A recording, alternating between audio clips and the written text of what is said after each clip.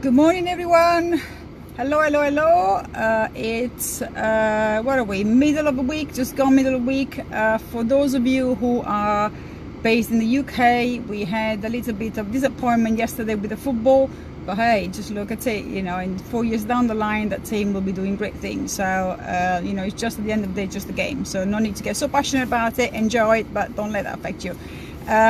Great, so today I wanted to talk to you about time restricted eating and some people call it intermittent fasting. However, that is different concepts there, and how aligning that to your circadian rhythm it will help you with rebalance a whole lot of things, from reducing inflammation to helping you sleep better, to helping you lose weight, to helping you basically regain a good lifestyle balance. So let's talk about time restricted eating. Now, what is time restricted eating? Well, time restricted eating is basically eating within a certain amount of a period within day. So typically in modern day, we tend to eat, because we graze all the time and we have 3 meals a day and then we snack in between, and then after dinner we eat some more. We typically eat easily 15-16 hours a day, and we don't eat for the rest of the time, and that's become quite normal for us because of course we got food available all the time, and whether or not the food choices are great or not, that's a different thing. Hi Frank. It makes no difference whether you are eating good stuff or bad stuff. If you're eating 15-16 hours a day, that is actually having an impact on your body anyway. What's the difference between time restricted eating and intermittent fasting? Well, first of all, time restricted eating means just that. So you will restrict the time we eat during a period of a set amount of hours. Typically it will be less than 12 hours. Some people can do 8-10 hours you eat for, but typically you don't want to eat more than 12 hours, and then you want to obviously fast for the remaining 12 hours. The difference is that with time restricted eating, we talk about eating is not just solid food. So the moment you have anything that's not water, even if you have a black coffee, that is when the clock starts. So if you start the morning at 8 o'clock, you have a black coffee, that is it. That is your start point. So you will restrict your eating between 8 a.m. to 8 p.m. if you're doing 12 hours, or 8 a.m. to 6 p.m. if you're doing 10 hours. And then after that, you don't touch anything apart from water. With intermittent fasting is a little bit more flexible. So what it basically means is you choose the interval you want to intermittent fast. So again, you can restrict the amount of the hours that you eat during the day. But typically with intermittent fasting, you're allowed to have coffee. Some groups like carnivore groups or keto group, I even allow you to have a some form of fat, which is not counted as breaking the fast. So some ketogenic group will tell you can have a coffee with MCT oil or with butter, whatever you want to have, and that doesn't count as eating because it's fluid. Well, the reality is that is food, but for intermittent fasting, be more flexible in that way. So you can do intermittent fasting different ways. So you can do restriction of food within a certain window of time, or you can do fast the whole day. Some people fast the whole day, 24 hours fast for 1, 2 or 3 times a week. Some people do eat normally throughout a week, and then every now and again they do 2, 3 or 4 days fasting, or even longer period of fasting. So that's the intermittent fasting. So you got different methods that you can follow. While with time restricted eating, you don't actually fast for the whole 24 hours. You eat during a certain window of time. And what there's been various studies done on this time restricted eating, and it appears that the minimum amount of time you want to fast is 12 hours. Why do they say this? Well, first of all, the idea of time restricted eating is that you align it with the circadian rhythm. So the circadian rhythm is basically how the body follows the natural light and darkness flow. So you wake up when it's light and you go to bed when it's dark. Obviously our lifestyle has altered that drastically, so we end up very often not getting up when it's light, but then sometimes not eating until when it's dark, yeah, because we have eaten very late in the evening. And sometimes we even in the evening when it's dark, instead of going to sleep and rest, that's what our body needs to do to work optimally, we'll use artificial light, so indoor lights, we use computers, and that disrupts our circadian rhythm, which in turn will disrupt how our body works and disrupt us functions within our body, from digestion to weight loss and everything. So the idea is, so you can time your time restricted eating with your circadian rhythm. So you could do, if you get up, for example, 8 or 7 o'clock in the morning, you can have something to eat and then you finish to eat by 7 o'clock in the evening. Or you can, as I say, you can finish eating before. You can do 8 to 10 hours as well if you want to.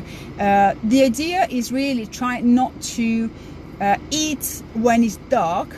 The reason because of this is because studies have been done whereabout it has become clear that where melatonin is high, which is normally when not in the presence of light, so when it's dark, it can actually hinder fat loss, and that's linked to insulin sensitivity, which is compromised, if you like, by high levels of melatonin. So the advice really is the typical candlelit dinner is probably not the best thing to do when it comes to your body and how your body can process the food.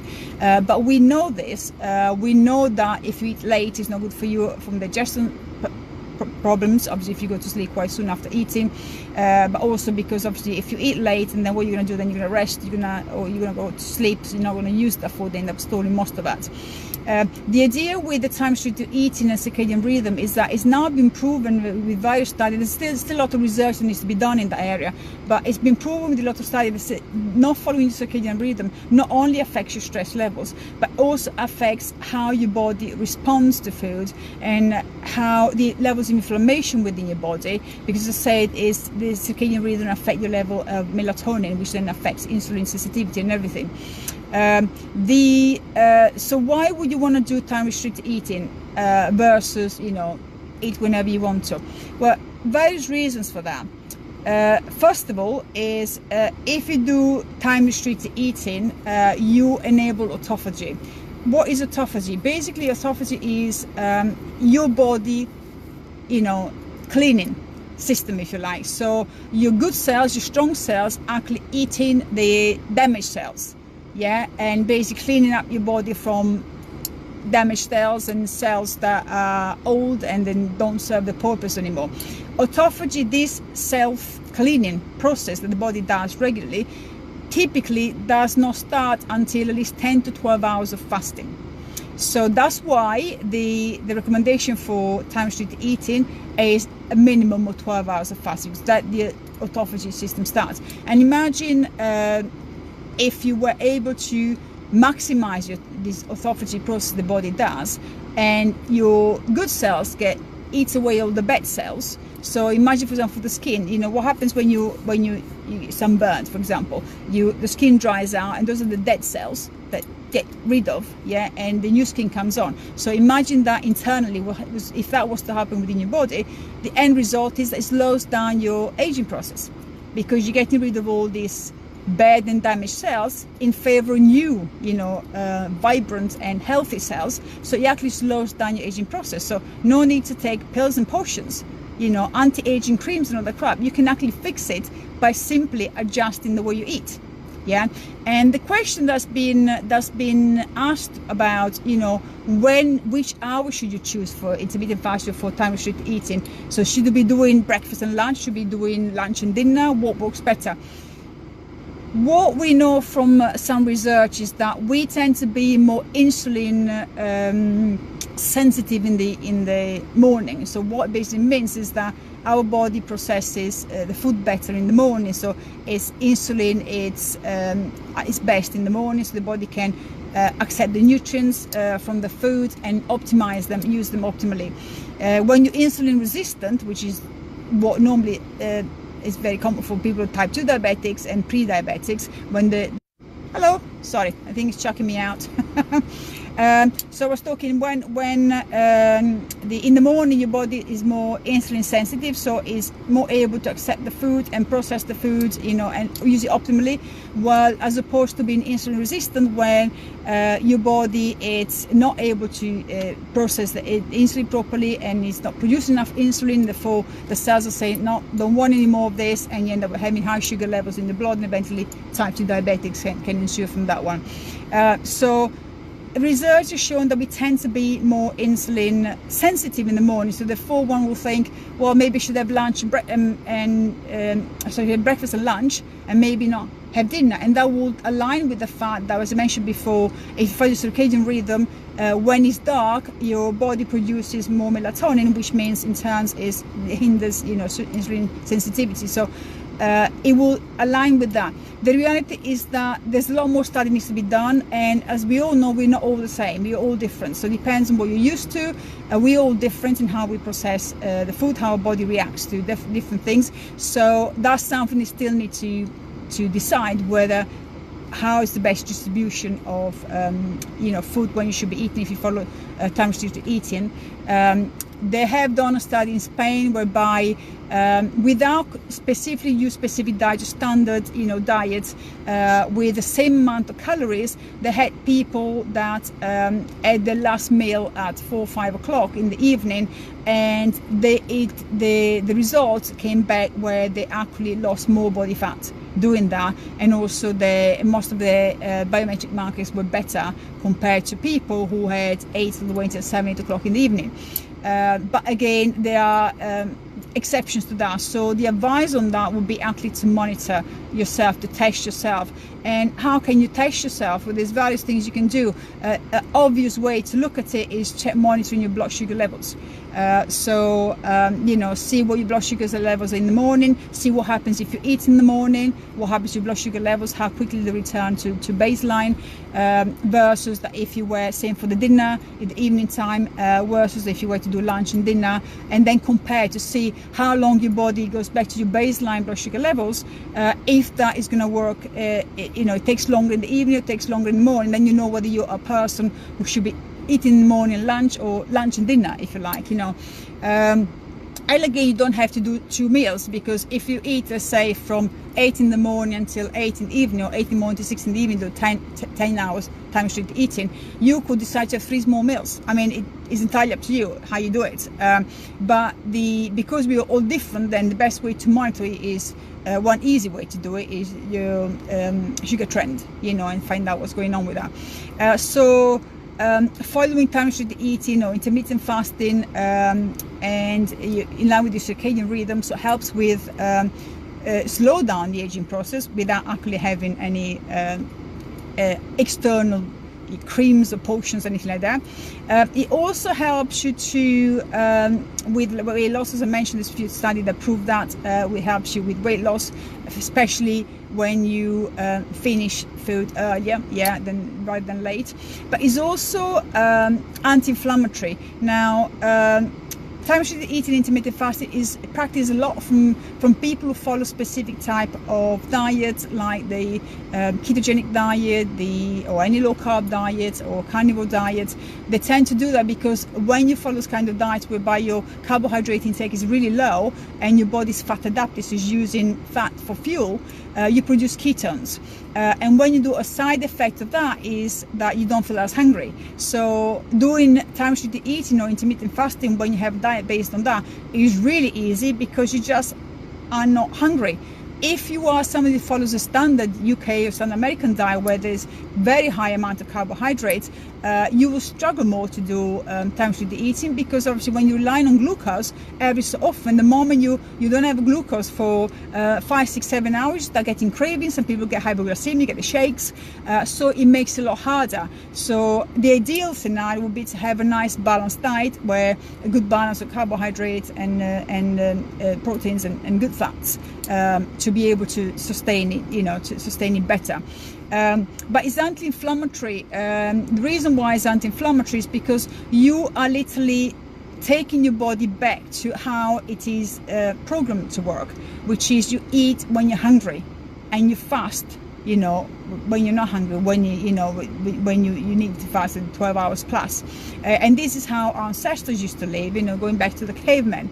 They even will go, they might not eat for a few days, you know, they get the prey, they might feast for a little bit, and then they go through a period of famine where they might not eat until they get the next hunt is successful, which depending on the season and everything.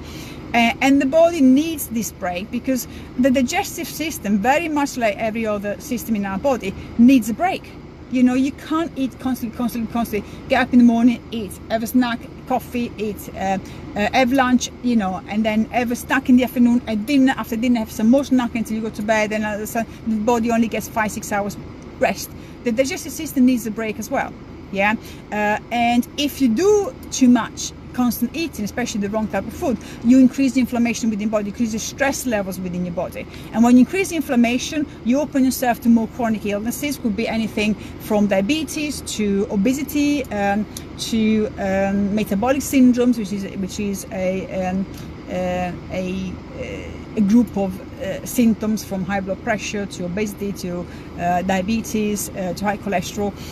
So all of these chronic illnesses, which are all based on our lifestyle, are open, the body is open to those ones when you induce inflammation within your body through your lifestyle, through bad eating practices, and through stress levels. Yeah.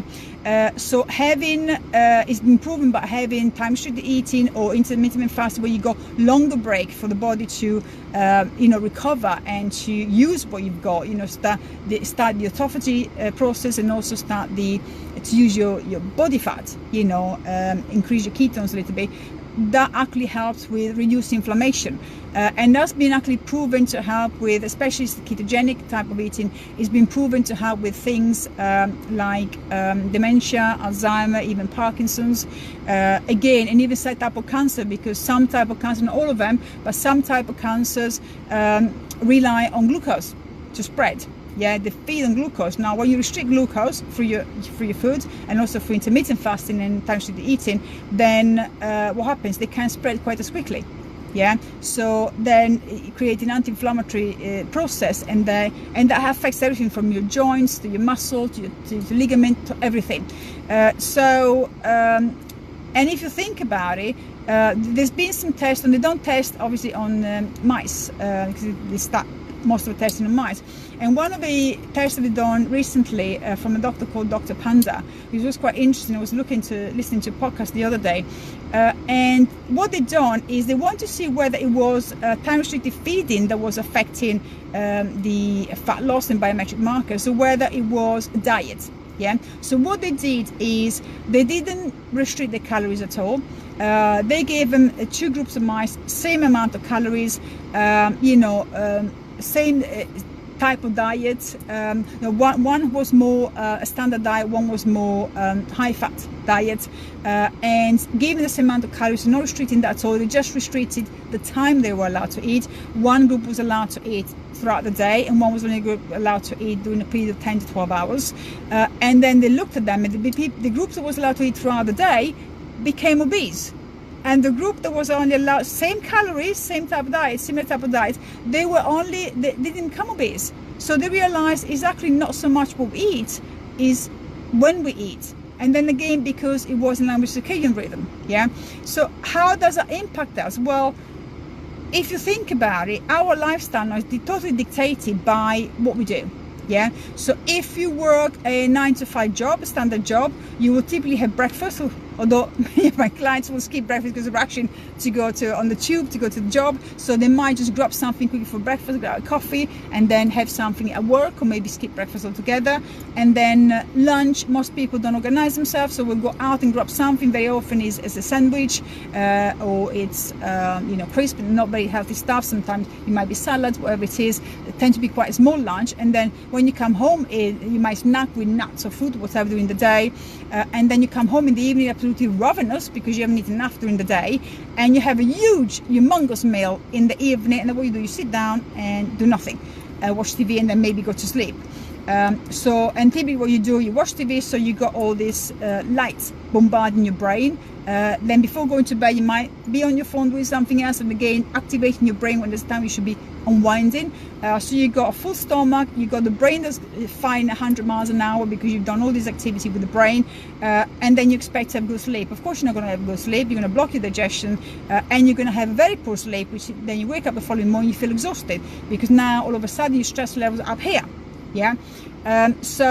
What do we need to do? Well, if you apply time restricted feeding, so if you decide, okay, if you can't have breakfast in the morning because you're rushed out, you're not the type of person who wants to eat in the morning, and you decide, okay, your first meal is going to be like lunchtime at work, for example, 1 o'clock, you start then, you eat at 12 o'clock, you can stop eating 8 o'clock in the evening if you want, then keep to that. And the research has proven that if you keep to time restricted eating, will actually help you anti-inflammatory, autophagy, as well as weight loss, optimizing how your body uses food.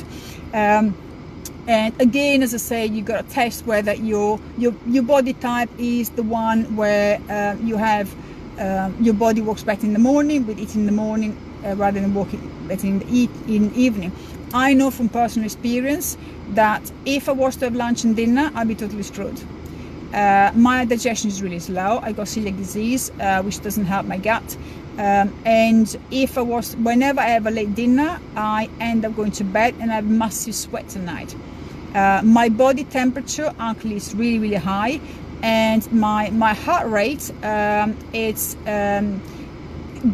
peaks at night and then goes down. My lowest heart rate at night tends to be very late. So it could be, if I've had a late meal, the lowest heart rate recorded at night will be like 4 or 5 o'clock in the morning when I'm due to get up, and that's not ideal for restorative sleep. It should be earlier in the night, and that's when I have late dinner. If I have breakfast and lunch and I finish my last meal 4 o'clock, let's say, latest, I finished it at 4 o'clock, then I'm optimal. So I go to bed and I have a very good sleep. I'll typically fall asleep within a few minutes of hitting the pillow, and my lowest heart rate for the night will be within the first couple of hours, and my quality of sleep will be increased a lot better, much better. And when I get up in the morning, even if I've only had 5-6 hours sleep, I actually feel better. I feel more energized. I don't feel like, oh my God, I can't get out of bed. So that's how my body works. How do I know that? Well, I will go by how I feel, but also go by monitoring, because I said if you don't monitor, if you don't track it, you cannot confirm it. If you can fix it, confirm it, you can't fix it. Yeah. So I use various devices. Okay, I do my blood glucose levels. So I use blood glucose levels to monitor my body response to food, but also both for weight loss and for optimal living, and also I use them to see in line with my ketones, because I follow ketogenic diet. So I check my ketone levels and I check my blood sugar level to make sure I'm at the optimal level for what I want to do. And I used the Hilo, obviously, as mentioned before. It's a little device on your wrist, and that tells me my heart rate throughout the night, my blood pressure throughout the night, so I can see when the heart rate is peaking or not, my sleep quality, my heart rhythm. It tells me now the heart rate variability, so my, how stressed my body is, doing when I wake up, how well my organs are performing, and very soon, at the moment, I use my blood glucose. To determine my blood glucose level, I use the standard method everybody does, with finger prick. Use my finger prick in my standard machine. But at the end of this month, we're going to be launching with the Hilo the sugar trend monitoring software, which means all I have to do is just apply a little device on my finger, similar to what you get in the hospital when they check your blood oxygenation level, and that will be able to monitor my sugar trends during the day without me finger pricking. So instead of having to finger prick the finger in the morning, fasted level, and during the day to see how my body's responding to different type of foods, then I can actually just put this, no more finger pricking, and be able to tell me, with my sugar trend is elevated, is normal, is below, is low, and everything. We did 9 different level of accuracy, so that is going to be amazing. So I can't wait until it comes out. So if you look at the skin on my fingers, is really, really rough because I've been pricking all the time. So that would be amazing, yeah. So, but that's me. So that's how I monitor what's going on with me. why I'm telling you about time restricted eating and intermittent fasting, because it's a very simple way to impact your health without the use for pills, without the use for restricted diet, restricted calorie diet, none of that. Because as I said, the tests that have been done so far, the studies been done so far, has proven that irrespective of diet you follow, if you apply time restricted eating, then actually your body goes into autophagy, so the good cells eating the bad cells, so slowing down your aging process. It becomes anti-inflammatory and helps with weight loss, fat loss, optimizing your overall health. And anyone can do time restricted eating. I mean, you don't have to do full-on fast. I mean, of course you can if you want to.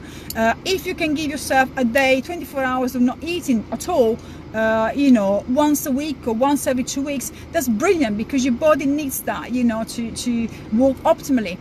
But you don't have to do that. All you gotta do is say, okay, apply 10 hour, 12 hours eating window, and then for the other 12 hours you don't touch anything, not fruit juice, no coffee, nothing, just water. Yeah, true fasting, water only. And then your health will change drastically. You can undo a huge amount of stress that comes from our lifestyle these days, without taking anything, without spending money on pills, without spending money on creams, without spending money on shakes or stuff like that. You don't need that.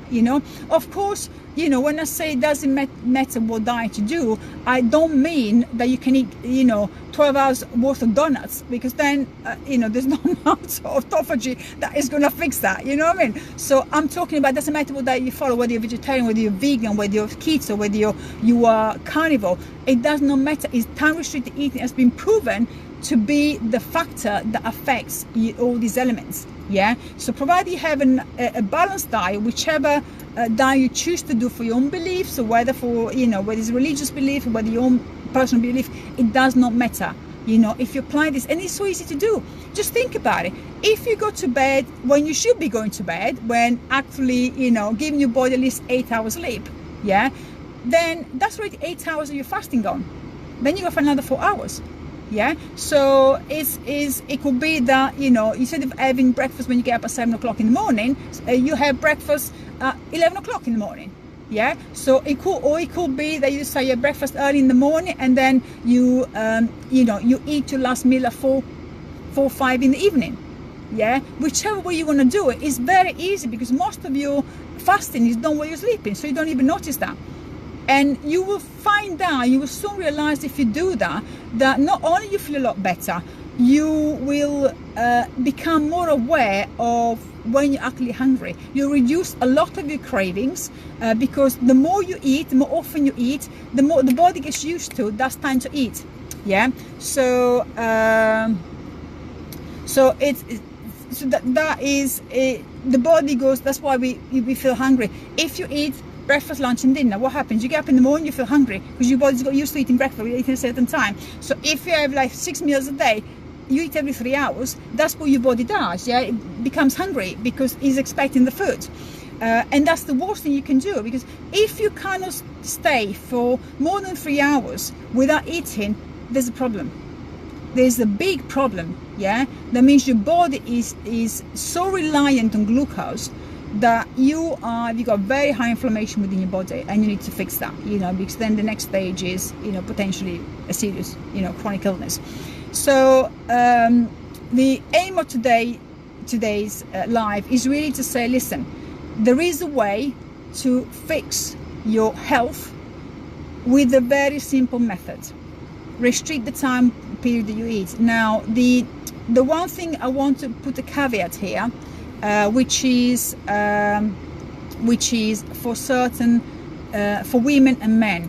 Now, research has proven that women don't respond as well to intermittent fasting or time restricted eating as much as men, meaning that while men can do time restricted eating or intermittent fasting for 8 hours a day, yeah, so from 12 to 8, or from 10 to 6, whatever they want to do, and they get very good results, it's actually very beneficial to them. With women, it starts generally speaking, it starts affecting your hormones. As women, we need to be more delicate beings. Tend to be a bit more complicated when it comes to hormones. So the general guidelines for women really is not to fast for more than 12 hours, because it starts affecting your hormones not in a good way. And especially if you are autoimmune issues like thyroid and stuff like that, you have to be careful not to keep on doing, not to follow fasting, for longer than that, because it can become not so beneficial and in some cases detrimental. So for men, I would say, you want to do 8-10 hours fast, great. Women, 12 hours is ideal. It's you can in 12 hours, or you can eat in the window of 10 if you really want to, but ideally 12, just to optimize your the body, the way the body works. Yeah, so that's just the only caveat I want to say, because you may find that if you're a woman and you restrict your eating to 8 hours, you may find you get more cravings because your hormones get disrupted a little bit, and then causes more problems. Yeah, but as I say, we're all different, so you've got to test. You've got to test how your body responds to, using whether you want to use blood glucose levels. You can use diary, how you feel, how often you get hungry, and that will give you some indication. You can test your biometrics, and that will give you heart rate is a very good indicator as well, what's going on with your body, and you can test all of this. And as I said, the benefit of time-restricted eating and intermittent fasting, so you walk in line with circadian rhythm, so your body works optimally, from reducing inflammation to slowing down the aging process for autophagy, to helping you with weight loss, and because if your body is in a high level of stress, you can't forget weight loss.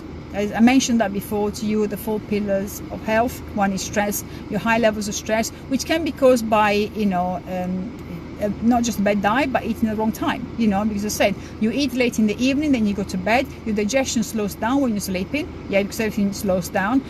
Undigested food, you can't absorb the nutrients properly, everything gets stored in, you can block your bowel movements, and all of this causes stress, inflammation, and then causes stress within the body. So the high levels of stress, the less chances you have to lose weight if weight loss is one of your goals, because the body, when it's in a state of stress, just holds onto everything, holds onto fat. So that's what I want to say, is a very manageable way to try to fix your health, start fixing your health without being, having to rely on pills and potions, without having to restrict your calories drastically, without having to follow a very difficult diet to follow. It's literally choose your window of eating. Go back to how we used to do things. Choose your window of eating. Whether you want to do 12 hours of eating from breakfast or 12 hours of eating from lunch, you choose your window. Just make sure it is the optimal window for you, and you can do that by testing how quickly your glucose level go back to baseline after you've had the meal. So if it takes a long time to go back to baseline, then potentially that's not a good time for you to eat personally, for your own, based on your own biometrics. Or it could be that what you've eaten doesn't agree with you, because one of the issues with body not responding well to food, it could be you have a slight sensitivity to food, a slight intolerance, and your body reacts with the sugar levels staying elevated for longer. So test yourself, and as I say, if you're worried about finger pricking, in a few weeks time you won't have to do that one with the Extends, and the Healer will be able to do that without finger pricking, and have a very good trend idea of what your sugar trend is throughout the day, then make the right decisions for you, which is something I can't wait. So great. So I hope you found this helpful. I know there's a lot of weird information there, but the bottom line is, use time restricted eating or intermittent fasting to get your body back in line with your circadian rhythm and to get your health back. It's very easy to follow, and you don't have to go on extreme diets. You don't have to pay a huge amount of money for pills and potions or shakes. but just of course make sure you have a healthy balanced diet, regardless what diet you follow, regardless whether you're vegetarian, vegan, carnivore or keto. It makes no difference. Just the pure fat of fasting over a period of 12 hours or more is what starts the process of anti-inflammatory process, autophagy and everything. So hope you found it helpful, and any question as usual, write in the comments. If you want to find out more about it, just let me know. I'm quite happy to tell you more about it. And please share if you know somebody who's struggling with energy levels, struggling with chronic illness, struggling with weight loss, and inflammation within the body, whether it's through manifesting itself through high blood pressure, through chronic illness, or manifesting through joint problems. Send this to them. It's a very, very easy, well, not easy, it requires some strong willpower, especially if you are on a high carbohydrate diet, especially high sugary diet, because you will get massive sugar cravings. That will be the opportunity for you to clean your diet at the same time as doing time restricted feeding, and you will find your hunger level will reduce, your craving levels will reduce, your energy level will increase drastically. Your body composition will improve, so you drop fat. And actually, by the way, among these studies, we actually also found out by doing time restricted eating, it actually helps with muscle mass. Increase your muscle mass. So as I said, there's huge amount of study being done at the moment. There's huge amount of study still to be done about time restricted eating, the circadian rhythm and everything. But everything at the moment is, thankfully, there's a lot of studies being done about looking at the body as a whole, to stop doing just have this diet and you lose weight. It's all about looking at our lifestyle, the whole lifestyle, and how the body really works and how the body is optimized, and incorporating that in your lifestyle in a way that is manageable. And time restricted eating or intermittent fasting is one of the most manageable way to try to regain your health, your energy levels, and optimize your lifestyle without making it feel like it's an impossible mountain. So great. So I hope you found value in this one. Until the next one, I'll say bye. Time for me to do a little bit of iron work for my muscle, and until the next time, I'll wish you all a good day. Enjoy the sunshine, enjoy the summer temperatures wherever you are, and stop worrying about football. Yes, it's nice that we got as far as we got, but hey guys, it's just a game. Let's put our priorities on track here. As I did put a post today about the fact we seem to be able to find our passion when it comes to football, but you can't find that passion when it comes to our health. So we need to start thinking a little bit more about what is actually important, rather than what makes us happy. You can be happy about football, but you need to think about your health first. And after all, you can't enjoy your football if your health is not there. That's all. Have a great day and see you all soon. Bye.